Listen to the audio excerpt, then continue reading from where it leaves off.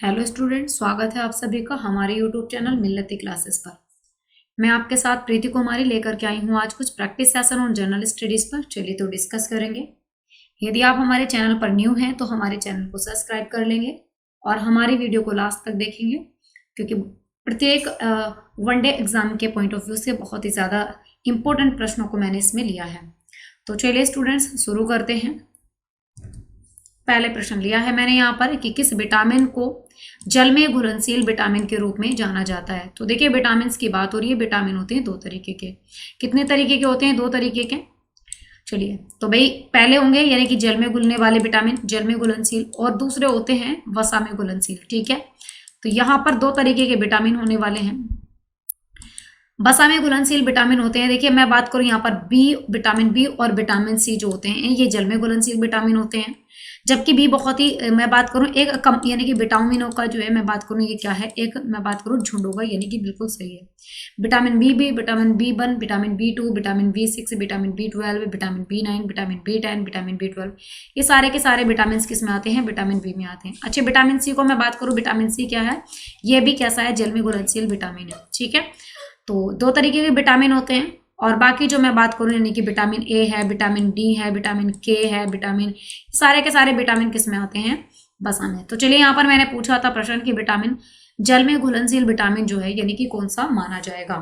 तो आप मुझे बताएंगे यहाँ पर कैल्सीफेरॉल होगा या फिर यानी कि साइनोकोबालामीन होगा या टोकोफेरॉल होगा या फिर रेटिनोल होगा।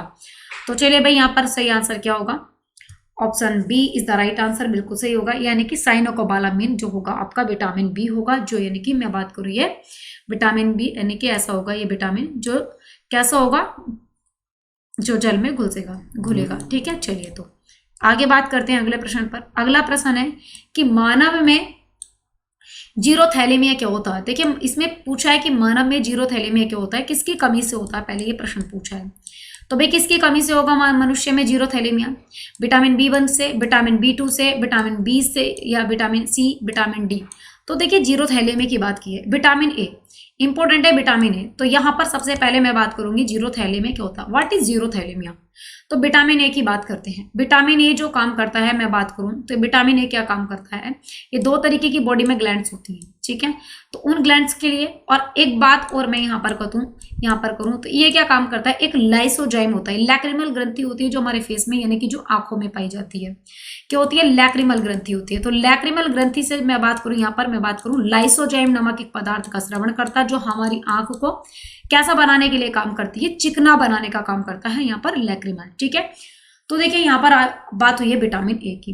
तो विटामिन ए मैं बात करूँ, विटामिन ए जो होता है ये लैक्रिमल ग्रंथि का इसको स्ट्रोंग करता है, जिससे क्या होता है लाइसोजाइम का स्रवण होता है। लाइसोजाइम अपनी मात्रा में सही काम करता है। और क्या होता है, जैसे लाइसोजाइम एक मैं बात करूँ एक कैसा पदार्थ होता है, तो ये एक एसिडिक होता है, जिसमें क्या होता है आंख में यदि अगर कोई बाहर से कोई बैक्टीरिया या फिर कोई वायरस अगर बाहर से आ जाए या धूल के कण, और जैसे आप सबों को पता है कि बाहरी वातावरण में बहुत ज्यादा ऐसे यानी कि मुक्त रूप से वायरस हंटते या घूमते रहते हैं। तो ये वायरस जब आंख में प्रवेश करेंगे तो इन वायरसों को यानी कि या फिर निष्क्रिय करने के लिए या फिर इनको यानी कि निष्क्रिय करने के लिए विटामिन ए काम करता है। इंपॉर्टेंट है। तो ये जो होता है जीरोथैलेमिया आंखों में होने वाली एक बीमारी है। ठीक है, चलिए भी, जिससे क्या होता है यानी कि आंखों से दिखना क्या हो जाता है, धीरे धीरे बंद हो जाता है। ठीक है, चलिए भी, विटामिन B1 से ही आपका क्या होता है, रतौंधी रोग भी होता है। आगे चलते हैं, चलिए अगले प्रश्न पर। अगला प्रश्न है कि मानव मस्तिष्क का सबसे निचला जो भाग है या फिर सबसे निचला और पिछला जो हिस्सा होता है कौन सा होगा। तो मनुष्य के मस्तिष्क का सबसे निचला और पिछला हिस्सा कौन सा होगा? हाइपोथैलेमस होगा या फिर मैंडुला अम्लागेटा होगा या फिर थैलेमस होगा या फिर सेरेब्रम होगा। तो भाई कौन सा होगा? राइट आंसर होगा option B is the right answer, बिल्कुल सही आंसर होगा ऑप्शन बी यहाँ पर मैंडुला अम्लागेटा। तो देखिए मैं बात करती हूँ मैंडुला अम्लागेटा, ये जो होता है यानी कि मैं बात करूँ रिमेंबर मस्तिष्क होता है। ठीक है, यानी कि जो मानव मस्तिष्क का सबसे निचला हिस्सा होगा या पीछे का, तो ये होता है मैंडुला अम्लागेटा। चलिए भाई आगे बात करती हूँ मैं। यहाँ पर अगला प्रश्न है कि विटामिन में कितने प्रकार होते हैं। तो विटामिन में कितने प्रकार होते हैं? विटामिन 2 प्रकार में, 4 या फिर 6 या फिर यानी कि यहाँ पर 12। तो कितने प्रकार होते हैं? Option A is the right answer, बिल्कुल सही आंसर होगा ऑप्शन ए। विटामिन में जो प्रकार होते हैं कितने होते हैं? 2 प्रकार का होता है। जैसे मैंने आपको स्टार्टिंग में बताया कि 2 प्रकार का होता है। एक होते हैं जो जल में घुल सकते हैं, ठीक है, हाँ, और वो कौन से होंगे? विटामिन बी और विटामिन सी होने वाले हैं। ठीक है, और आगे मैं बात करूँ दूसरे कौन से होंगे? जो वसा में घुलेंगे। ठीक है, तो वसा में जो घुलने वाले विटामिन होंगे, वसा में घुलने वाले विटामिन, शेष जो बचेंगे सभी वसा में घुलने वाले होंगे। अगला प्रश्न है यहाँ पर कि मानव शरीर में पसलियों के यानी कि पसलियों के कितने जोड़े होते हैं। तो मनुष्य के शरीर में पसलियों के कितने जोड़े होते हैं? 14, 2 या फिर 12 या फिर 24। तो राइट आंसर क्या होगा यहाँ पर? सही आंसर होगा option C is the right answer. बिल्कुल 12 जोड़े होते हैं। तो मनुष्य के शरीर में कितनी पसलियां होती हैं? 24 पसलियां होती हैं। अगर जोड़ी की बात होगी तो कितनी होती है? 12 जोड़ी पसलियां होती हैं। चलिए भाई आगे बात करते हैं यहाँ पर। अगला प्रश्न है कि गिरीश कर्नाड के लिए प्रसिद्ध थे। तो गिरीश कर्नाड भाई किसके लिए प्रसिद्ध थे? ये कवि थे, ये निर्देशक थे, या फिर मैं बात करूं समाज सेवक थे, या फिर यानी कि ये सभी कार्य में निर्भर थे। तो राइट आंसर है ये क्या थे? जो गिरीश कर्नाड थे ये क्या थे? एक निर्देशक थे। इंपॉर्टेंट है, option B is the right answer. आगे बात करती हूँ कि श्रीदेवी का जो वास्तविक नाम था, तो श्रीदेवी का वास्तविक नाम क्या था भाई? यहाँ पर श्री अम्मा अयंगर अयप्पन था, या फिर यानी कि श्री अन्ना अयंगर यहाँ पर अप्पयन था, या फिर यानी कि राव गाइड काड़वा था, या फिर मैं बात करूं यानी कि एन रिचर्डसन खान था। तो सही आंसर क्या होगा यहाँ पर? Option A is the right answer. बिल्कुल सही आंसर होगा ऑप्शन ए, श्री अम्मा अयंगर अयप्पन। ठीक है, तो ये श्रीदेवी का वास्तविक नाम था श्री अम्मा अयंगर अयप्पन। ठीक है, इंपॉर्टेंट प्रश्न है। चलिए आगे बात करती हूँ। अगला प्रश्न है यहाँ पर कि भाई भारतीय समाज विज्ञान कांग्रेस 2018 कहाँ पर आयोजित किया गया? तो भाई कहाँ पर आयोजित किया गया? प्रयागराज में, वाराणसी में, या फिर मैं बात करूं चित्तौड़ में, या फिर मैं बात करूं जालंधर में। तो राइट आंसर क्या होने वाला है? राइट आंसर होगा यहाँ पर option B is the option A is the right answer, Prayagraj में। अच्छा, प्रयागराज जो है, प्रयागराज में जो कुंभ मेले का जो मैं बात करूं यहाँ पर, यानी कि कुंभ मेले का जो विसर्जन या फिर कुंभ मेले को जो करवाता था, कौन करवाता था? तो यहाँ पर कौन होगा? आप मुझे कमेंट में बताएंगे। तो भारतीय समाज में विज्ञान कांग्रेस जो है यानी कि कहाँ पर स्थापित हुआ था या फिर कहाँ पर आयोजित की गई थी? ये तो 2018 में की गई थी और ये प्रयागराज में की गई थी। ठीक है, चलिए भाई अगला प्रश्न है यहाँ पर कि वंदे भारत जिसका नाम क्या है, यानी कि ट्रेन 18 था, इसका निर्माण जो है यानी कि इसका निर्माण किसके द्वारा करवाया गया है? भाई किसके द्वारा करवाया गया है इसका निर्माण? इंटीग्रल कोच फैक्ट्री चेन्नई के द्वारा करवाया गया है, या फिर रेलवे कोच फैक्ट्री के द्वारा करवाया गया है, कपूरथला के द्वारा करवाया गया है, या फिर यहाँ पर अपना हरनौत रेल कोच फैक्ट्री के द्वारा करवाया है, या फिर आधुनिक रेल कोच फैक्ट्री रायबरेली के द्वारा करवाया गया है। तो भाई राइट आंसर क्या होगा यहाँ पर? सही उत्तर होगा option A is the right answer होगा। बिल्कुल, यानी कि integral coach factory Chennai, integral coach factory Chennai, इसके द्वारा मैं बात करूँ यहाँ पर, यानी कि वंदे भारत जिसका नाम यानी कि ट्रेन 18 था, इसका निर्माण करवाया गया है।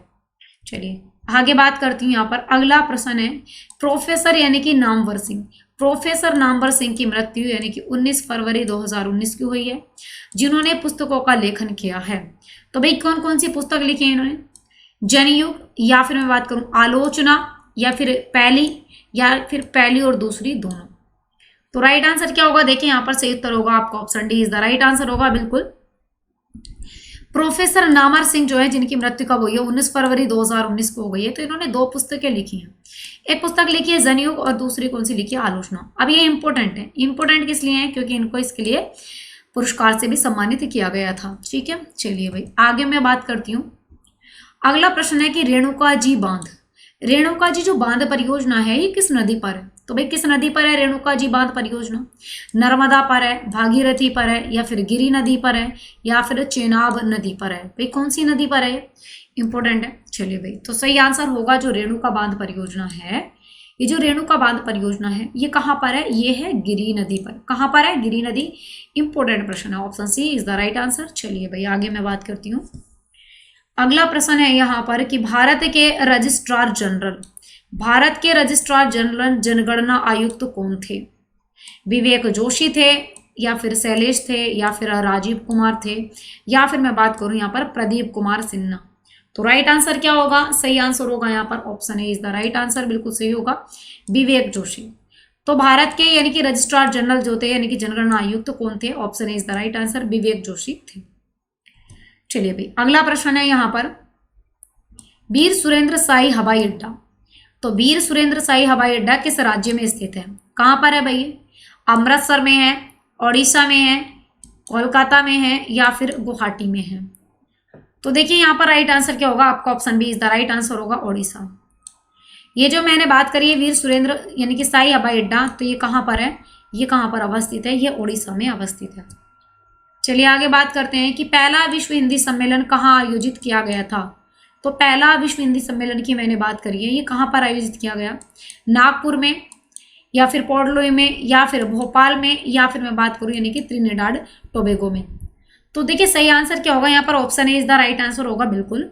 ये नागपुर में सबसे पहला जो होता है यानी कि हिंदी सम्मेलन जो आयोजित किया गया था ये नागपुर में। ये कब होता है अभी, ये प्रत्येक 4 साल में होता था। ठीक है, बिल्कुल सही। चलिए इसके बारे में चर्चा करते हैं। तो जो पहला मैं बात करूं, पहला विश्व हिंदी सम्मेलन जो हुआ था ये राष्ट्रभाषा के प्रचार और समिति वर्धा के सहयोग से नागपुर में इसका सम्मेलन किया गया था। अच्छा भाई, ये करा क्यों जाता है, इंपॉर्टेंट है कि आखिर को इसको जो मनाना है फिर इस सम्मेलन को करने का रीजन क्या है। तो हिंदी भाषा को जो यानी कि हिंदी भाषा को एक राष्ट्रभाषा का दर्जा दिलवाने के लिए या फिर मैं बात करूँ यानी कि हिंदी भाषा को अग्रणी बनाने के लिए यानी कि ये सम्मेलन किया जाता है, जिसमें प्रसिद्ध यानी कि समाज सेवी और स्वतंत्रता सेनानी विनोबा भावे ने अपना यानी कि विशेष संदेश भेजा था या फिर विशेष स्पीच रखी थी। आगे मैं बात करती हूँ, देखिए प्रारंभ में इसका जो आयोजन किया जा रहा था हर चौथे वर्ष में किया जा रहा था, लेकिन मैं बात करूँ अभी जो है यानी कि अब इसका जो है प्रत्येक 3 साल में या 3 वर्ष में, प्रत्येक 3 वर्ष में इसका आयोजन किया जाता है। और मैं बात करूँ यहाँ पर पहला विश्व हिंदी सम्मेलन जो था ये 10 जनवरी से 14 जनवरी 1985 को किया गया था। कब तक किया गया था, 4 दिन तक किया गया था। कहाँ किया गया था, नागपुर में एक मनाया गया था। ठीक है, और पहले विश्व हिंदी सम्मेलन का जो मैं बात करूँ यानी कि बोध वाक्य क्या था, तो इम्पोर्टेंट हो जाता है ये। पहली बात तो इंपॉर्टेंट ये हो जाएगा कि भैया ये जो था आपका हिंदी सम्मेलन जो था ये 10 जनवरी से 14 जनवरी तक 4 यानी कि 4 दिन तक चला। अभी कहाँ पर मनाया गया, नागपुर में आयोजित किया गया। और ये कब किया गया, तो ये 1985 में 1985 में किया गया। और दूसरा इंपॉर्टेंट ये हो जाता है कि भैया जब 1985 में पहला जो आपका नागपुर में जो पहला हिंदी सम्मेलन विश्व हिंदी सम्मेलन आयोजित किया गया था, तो यानी कि इसका बोध वाक्य क्या रखा गया था, तो इसका क्या बोध वाक्य था, वासुदेव कुटुंबकम। तो क्या था, वासुदेव यानी कि कुटुंबकम। इंपॉर्टेंट होगा। चलिए भाई आगे बात करते हैं अगले प्रश्न पर। अगला प्रश्न है कि भाई नाटो का अंतिम सदस्य कौन है। तो भाई नाटो के बारे में मैंने बात करी है, तो नाटो का अंतिम सदस्य कौन है, तो देखिए यहाँ पर मैं बात करूँ यानी कि ये उत्तरी मैसेडोनिया होगा, फ्रांस होगा, इटली होगा या फिर जर्मनी होगा अंतिम सदस्य। राइट आंसर हो गया यहाँ पर यानी कि उत्तरी मैसेडोनिया। उत्तरी मैसेडोनिया जो है यानी कि अभी हाल फिलहाल में जो है यानी कि नाटो का सदस्य बना है। अब ये मैंने बात करी है नाटो की। नाटो क्या है, देखिए एटलांटिक संधि के तहत जो है यानी कि एटलांटिक संधि के या संगठन के तहत क्या यानी कि ट्रेड के लिए मैं बात करूँ एक तरीके से यानी कि ट्रेड को बढ़ावा देने के लिए जो अटलांटिक कंट्रीज हैं यानी कि उसका एक समूह है। ठीक है, यस। आगे मैं बात करूँ इसकी स्थापना कब हुई है, देखिए 4 अप्रैल 1949 को इसकी स्थापना हुई थी। इंपॉर्टेंट है, कभी भी पूछ सकता है कि नाटो की स्थापना कब हुई। और ये भी इंपॉर्टेंट है कि नाटो का हेडक्वार्टर कहाँ पर है, मुख्यालय कहाँ पर है, तो इसका जो मुख्यालय कहाँ पर है, ये ब्रुसेल्स यानी कि बेल्जियम में। कहाँ पर है, ब्रुसेल्स बेल्जियम में। और आगे इंपॉर्टेंट ये हो जाता है कि मैं बात करूँ यहाँ पर नाटो के जो पहले सचिव थे, इंपॉर्टेंट है। तो भाई नाटो के पहले सचिव कौन बने थे, तो नाटो के पहले सचिव थे लॉर्ड इश्मे पहले यानी कि नाटो के सचिव बने थे। चलिए आगे बात करें वर्तमान की, तो भाई वर्तमान में मैं बात करूं तो नाटो के वर्तमान सचिव कौन है, तो वर्तमान कौन है भाई यहाँ पर, यानी कि जेन्स स्टोलेनबर्ग। ठीक है, तो इंपॉर्टेंट है।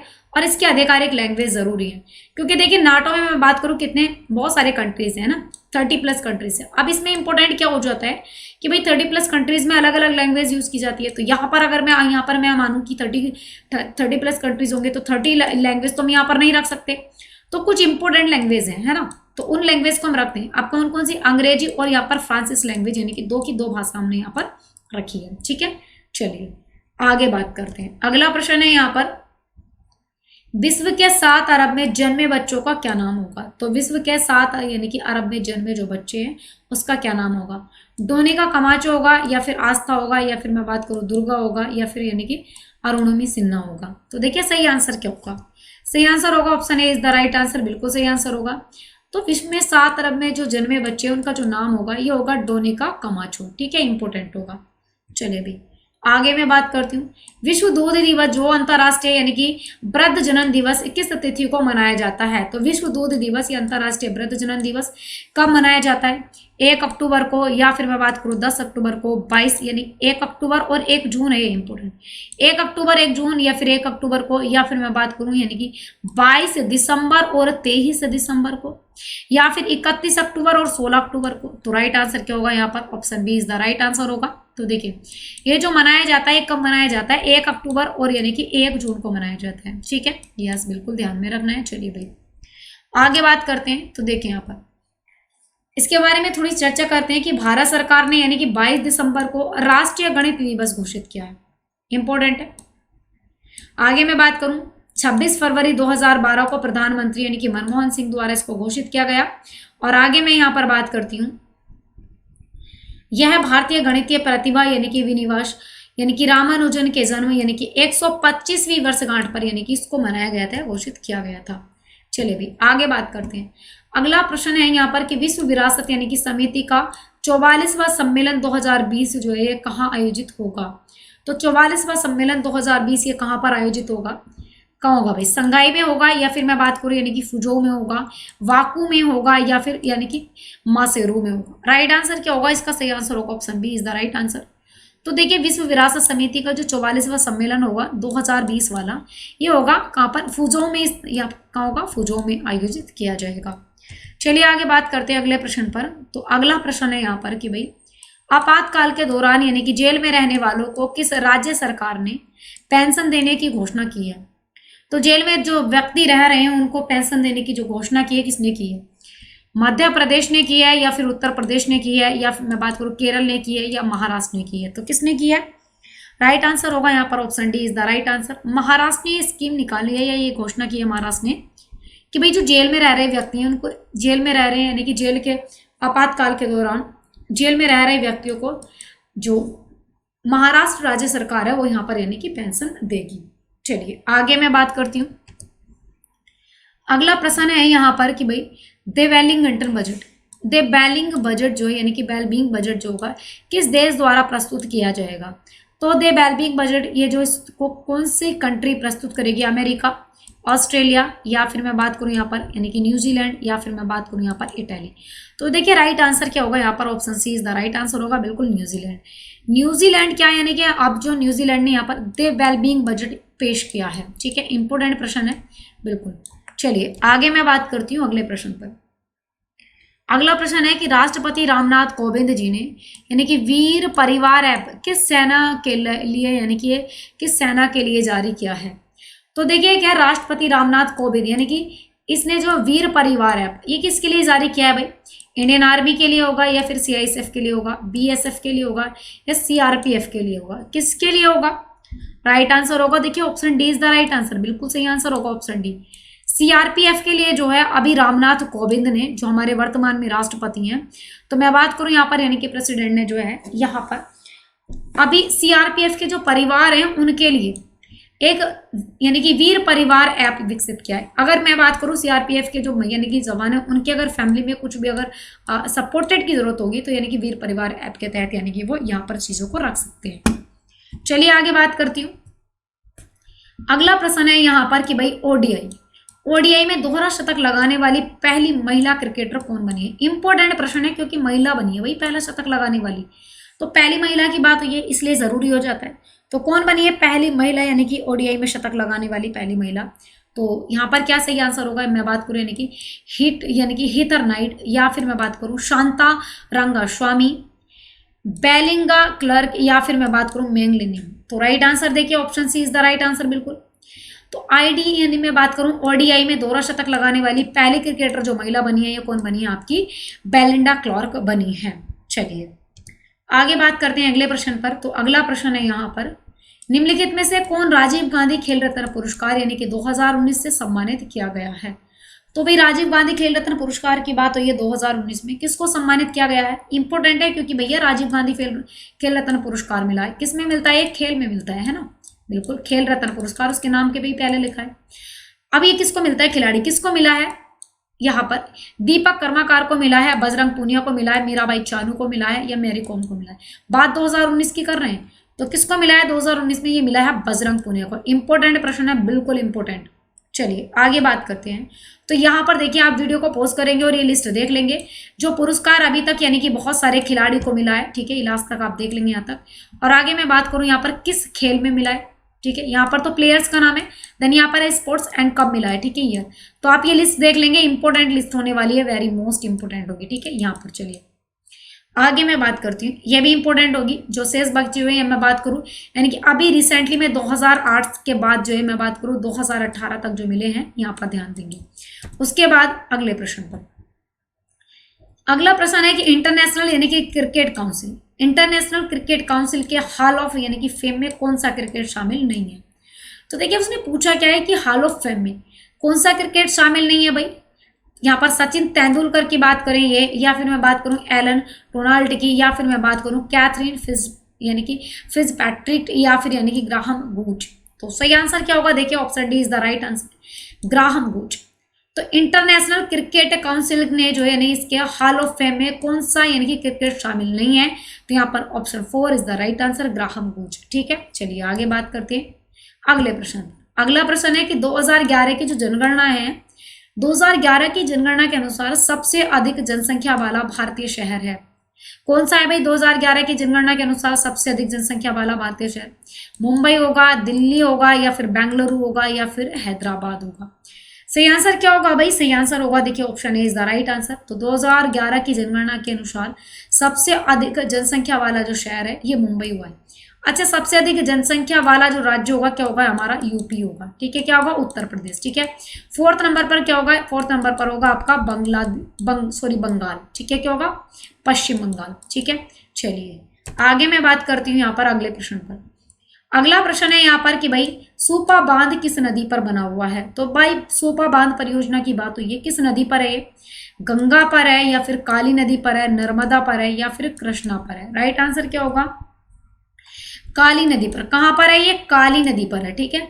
चलिए भाई देखिए सूपा बांध जो है ये किस नदी पर बनाया गया है? ये काली नदी पर बनाया गया है। चलिए अगले प्रश्न पर बात करती हूँ। अगला प्रश्न है कि आंसू गैस का जो रासायनिक नाम है क्या है? तो देखिए पहली बात तो अश्रु गैस की बात करी है इन्होंने, इसका रासायनिक नाम क्या होगा? C10H5 यानी कि CIN2, या फिर मैं बात करूं CH4N2O, या मैं बात करूं KAI यानी कि ब्रैकेट SO4 ब्रैकेट बंद यानी कि 2, या फिर मैं बात करूं यहाँ पर यानी कि C2H2। तो राइट आंसर क्या होगा? देखिए यहाँ पर जो अश्रु गैस होती है उसका जो रासायनिक नाम है, रासायनिक सूत्र, इंपॉर्टेंट प्रश्न है, कभी भी पूछा जा सकता है। तो यहाँ पर यानी कि C10H5 CIN2 जो है ये आपकी आंसू गैस है, ठीक है, यानी कि अश्रु गैस है। चलिए आगे बात करते हैं अगले प्रश्न पर कि भाई महमूद, मैं बात कर रही हूँ यानी कि महमूद गवाह किस वंश से संबंधित था? तो महमूद गवाह जो था किस वंश से था? बहमनी वंश का था, बीजापुर का था, या गोलकुंडा का था, या फिर मैं बात करूँ यानी कि अहमदनगर का था? राइट आंसर क्या होगा? राइट आंसर होगा option A is the right answer. तो जो महमूद गोवा था यानी कि महमूद गवाह था, ये जो वंश था इसका बहमनी वंश का था। अब ये बहमनी वंश था किधर भाई? आपका ये था दक्षिण भारत में, ठीक है। चलिए भाई आगे मैं बात करती हूँ यहाँ पर अगले प्रश्न पर कि बरार सल्तनत के संस्थापक कौन थे? अब बरार सल्तनत फिर से दक्षिण भारत में, तो इसके बरार सल्तनत के जो संस्थापक थे भाई कौन थे? फतेहुल्लाह थे, या फिर मलिक अहमद थे, या फिर बात करूँ यानी कि अमीर वरीद थे, या फिर मलिक राजा थे? सही आंसर होगा यहाँ पर option A is the right answer. तो जो बरार सल्तनत के संस्थापक थे ये कौन थे? आपके फतेहुल्लाह थे, option A is the right answer. आगे बात करते हैं चलिए अगले प्रश्न पर। अगला प्रश्न है कि दक्कन की लोमड़ी किसे कहा जाता है? इंपॉर्टेंट प्रश्न है ये, बहुत ज्यादा इंपॉर्टेंट। सीधे तरीके से पूछेगा वो कि भाई इनमें से दक्कन की लोमड़ी किसे कहते हैं, या फिर दक्कन की लोमड़ी किसे कहा जाता है? हाँ भाई किसको कहा जाएगा? मीर जुमला को, या फिर मैं बात करूं अमीर अली वारिद को, या मलिक अंबर को, या फिर अफजल खान को? तो राइट आंसर होगा देखिए यहाँ पर अमीर अली वारिद। अमीर अली वारिद को यानी कि दक्कन की लोमड़ी के नाम से जाना जाता है, या फिर दक्कन की लोमड़ी जो बोलते हैं हम किसको बोलते हैं? अमीर अली वारिद को। चलिए आगे मैं बात करती हूँ। अगला प्रश्न है कि हजारा राम मंदिर, हजारा राम मंदिर किस शासक द्वारा बनाया गया था? हजारा राम मंदिर की बात हुई है तो भाई किस शासक के द्वारा ये बनाया गया था? देवराय प्रथम के द्वारा, देवराय सेकंड के द्वारा, या कृष्ण देवराय के द्वारा, या फिर मैं बात करूं हरिहर बुक्का के द्वारा? किसने बनाया था भाई? दक्षिण भारत की बात हो रही है कि भाई हजारा राम मंदिर तो इसको किसने बनवाया था? कृष्ण देव राय ने बनवाया था। इंपॉर्टेंट है ये मंदिर, ठीक है। आरटी, यहाँ पर मैं बात करूँ आर्ट एंड कल्चर से जितने भी प्रश्न आते हैं सारे के सारे वेरी मोस्ट इंपॉर्टेंट है, पता नहीं कब कहाँ किस एग्जाम में पूछ ले जाए। और ये जो क्लास है हमारे प्रत्येक वनडे एग्जाम्स के लिए वेरी मोस्ट इंपॉर्टेंट इसमें प्रश्न हमने रखे हैं, ठीक है, तो बहुत ज्यादा जरूरी होने वाली है। चलिए अगले प्रश्न पे चलते हैं। अगला प्रश्न है यहाँ पर कि भाई तालीकोटा, तालीकोटा का जो युद्ध है यानी कि तालीकोटा का युद्ध विजयनगर के किस शासक के समय हुआ था? तालीकोटा का युद्ध विजयनगर के किस शासक के समय हुआ था? देवराय सेकंड के, देवराय प्रथम, या फिर मैं बात करूं कृष्ण देव राय, या फिर मैं बात करूं यहाँ पर यानी कि सदाशिव राय। तो राइट आंसर क्या होगा यहाँ पर? राइट आंसर होगा option D is the right answer, बिल्कुल ठीक है, सदाशिव राय। सदाशिव राय जो है यानी कि तालीकोटा का युद्ध जो था विजयनगर का जो शासक था उस समय सदाशिव राय के समय में हुआ था। चलिए अगला प्रश्न है, अगले प्रश्न पर बात करते हैं कि भाई अब्दुल रज्जाक, अब्दुल रज्जाक ने किस शासक में विजयनगर राजवंश का दौरा किया था? तो भाई किस, मैं बात करूं यानी कि अब्दुल रज्जाक ने किस शासक में विजयनगर राजवंश का दौरा किया था? देवराय द्वितीय, देवराय प्रथम, या फिर अच्युत देव राय, या फिर मैं बात करूं यहाँ पर यानी कि कृष्ण देव राय। तो राइट आंसर क्या होगा देखिए यहाँ पर, चलिए बात करते हैं। राइट आंसर होगा यहाँ पर option A is the right answer, बिल्कुल सही आंसर होगा ऑप्शन ए, ठीक है। हाँ देवराय सेकंड, देवराय सेकंड के समय में जो है यानी कि देवराय सेकंड ने जो अब्दुल रज्जाक ने जो है यानी कि देवराय सेकंड के शासक में इसके वंश जो राजवंश था विजयनगर राजवंश के दौरा किया था। चलिए आगे बात करते हैं अगले प्रश्न पर। अगला प्रश्न है कि विजयनगर साम्राज्य में तीसरा वंश कौन था? तो भाई तीसरे वंश की बात हुई है विजयनगर साम्राज्य की, तुलु वंश था, या फिर शालू वंश था, संगम वंश था, या फिर यानी कि आपका अरविंदो वंश था। भाई कौन सा वंश था? चलिए राइट आंसर क्या होगा? Option A is the right answer, ठीक है। तो यहाँ पर मैं बात करूं तुलु वंश, तो विजयनगर साम्राज्य में जो है तीसरा वंश कौन था? यहाँ पर तुलु वंश था। चलिए भाई आगे बात करते हैं अगले प्रश्न पर। अगला प्रश्न है कि विश्व की सबसे दक्षिणम राजधानी कौन सी थी? तो विश्व की सबसे दक्षिण राजधानी कौन सी थी? वेलिंगटन थी, या फिर लोम थी, या फिर आपकी ओस्लो थी, या फिर लुआंडा थी। तो राइट आंसर क्या होगा देखिए, राइट आंसर होगा option A is the right answer, बिल्कुल सही आंसर होगा वेलिंगटन। तो मैंने बात करी विश्व की सबसे दक्षिण राजधानी कौन सी थी? वेलिंगटन थी। चलिए आगे बात करते हैं अगले प्रश्न पे। होयसैल की राजधानी क्या थी? इंपॉर्टेंट प्रश्न है, वो सीधे तरीके से पूछेगा कि होयसैल की जो कैपिटल थी क्या थी भाई? तो भाई क्या थी इसकी राजधानी? बादापी थी, या फिर मैं बात करूं हेलीबूर थी, या फिर वारंगल थी, या फिर मदुरै थी। जितनी भी बातें मैं आज हिस्ट्री की कर रही हूँ सारी की सारी साउथ या मैं बात करूं दक्षिण भारत में जो शासक या शासन चला है उसकी है। चलिए तो इसकी जो राजधानी थी क्या थी? ये थी आपकी यानी कि हेलीबूर। तो हेलीबीडू जो थी ये होयसैल की राजधानी थी। इंपॉर्टेंट प्रश्न है क्योंकि राजधानी बहुत ज्यादा पूछता है एग्जाम में। चलिए आगे बात करती हूँ। अगला प्रश्न है यहाँ पर कि भाई नरकेसरी किस चोल शासक की उपाधि थी? तो नरकेसरी किस चोल शासक की उपाधि थी भाई? हाँ भाई परांतक प्रथम की थी, विजयपाल की थी, या फिर राजा राज प्रथम की थी, या फिर मैं बात करूँ यानी कि कुलोत्तुंग प्रथम की थी। तो ये राइट आंसर होगा देखिए विजय। तो यानी कि विजययाल जो था आपका, विजययाल केसरी जो था, मैं बात करूँ केसरी जो था ये यानी ये जो चोल शासक की उपाधि ली थी विजययाल ने, ठीक है, केसरी चोल, ठीक है। चलिए तो गाइस इस क्लास में रखते हैं इतना ही, बाकी का देखेंगे नेक्स्ट क्लास में। चलिए guys thank you for watching.